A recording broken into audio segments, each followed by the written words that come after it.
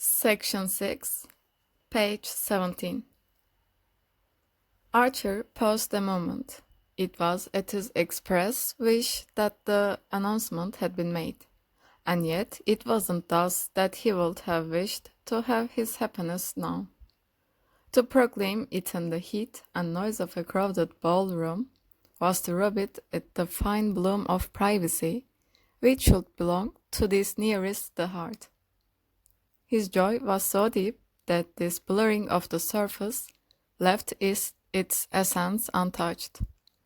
But he would have liked to keep the surface pure too. It was something of a satisfaction to find that May Welland shared this feeling. Her eyes fled to his beseechingly, and their look said, "Remember, we are doing this because it is right." No appeal could have found a more immediate response in Archer's breast, but he wished that the necessity of their action had been represented by some ideal reason, and not simply by poor Ellen Olenska. The group about Miss Welland made way for him with significant smiles, and after taking his share of the felicitations, he drew his betrothed into the middle of the ballroom floor and put his arm about her waist.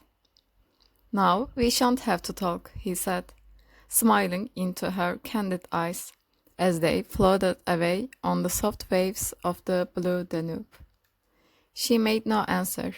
Her lips trembled into a smile, but the eyes remained distant and serious, as if bent on some ineffable vision.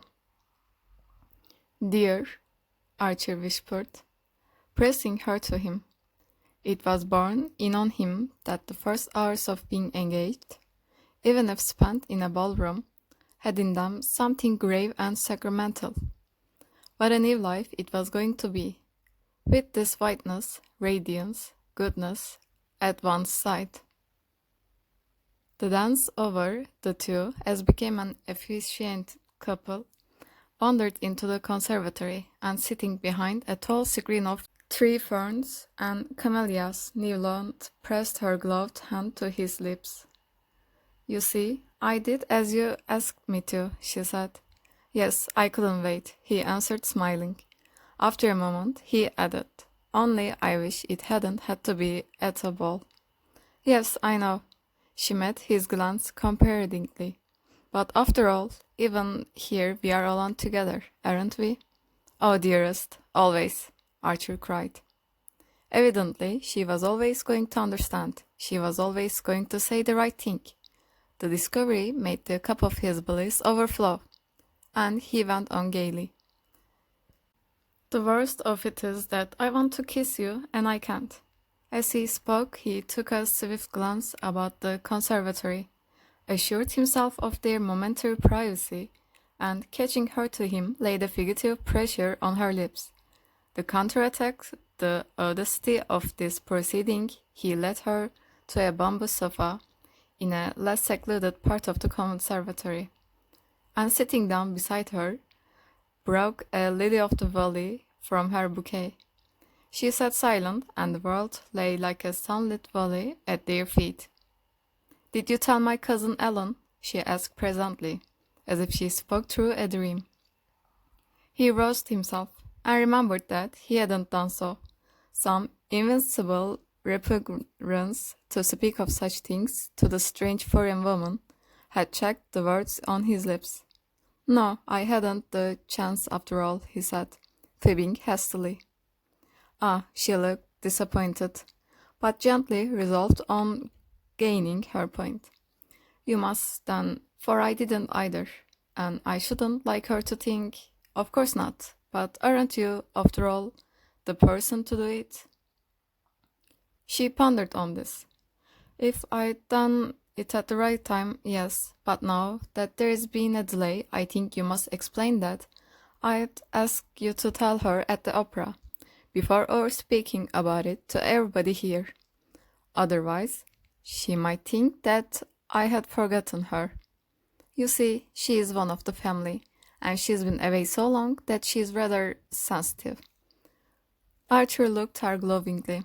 Dear and great angel, of course I will tell her. He glanced a trifle apprehensively toward the crowded ballroom. But I haven't seen her yet. Has she come? No, at the last minute she decided not to.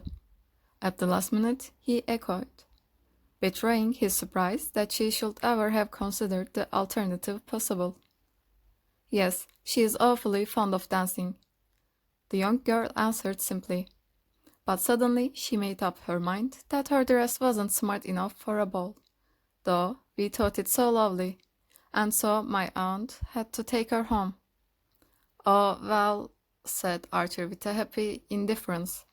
Nothing about it betrothed pleased him more than her resolute determination to carry to its utmost limit that ritual of ignoring the unpleasant, in which they had both been brought up. She knows as well as I do, he reflected, the real reason of her cousin's staying away, but I shall never let her see by the last scene that I am conscious of there being a shadow of a shade on poor Ellen Olenska's reputation. Chapter 4. In the course of the next day, the first of the usual betrothal visits were exchanged.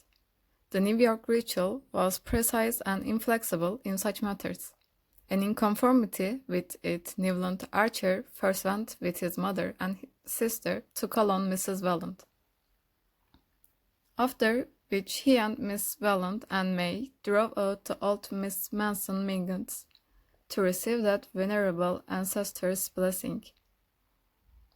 A visit to Miss Manson Mingott was always an amusing episode to the young man. The house in itself was already an historic document, though not, of course, as venerable as certain other old family houses in University Place and Lower Fifth Avenue.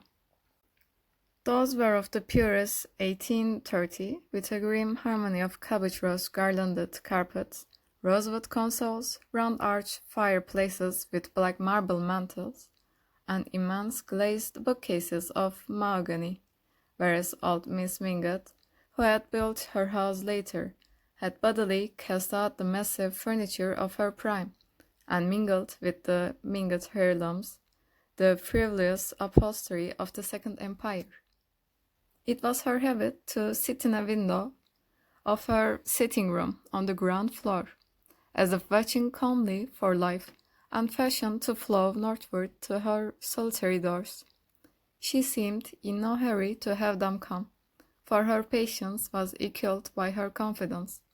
She was sure that presently the hoardings, the quarries, the one-story saloons, the wooden greenhouses in rugged gardens, and the rocks from which God surveyed the scene, would vanish before the advance of residences as stately as her own, perhaps, in parentheses, for she was an impartial woman, even satire, and that the cobblestones over which the old clattering omnibuses bumped would be replaced by smooth asphalt, such as people reported having seen in Paris.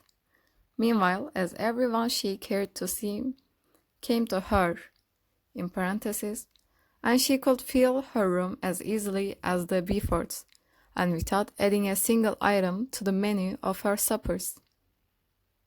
She didn't suffer from her geographic isolation. The immense aggression of flesh which had descended on her in middle life, like a flood of lava on a doomed city, had changed her from a plump, active little woman with a neatly turned foot and ankle into something as vast and august as a natural phenomenon.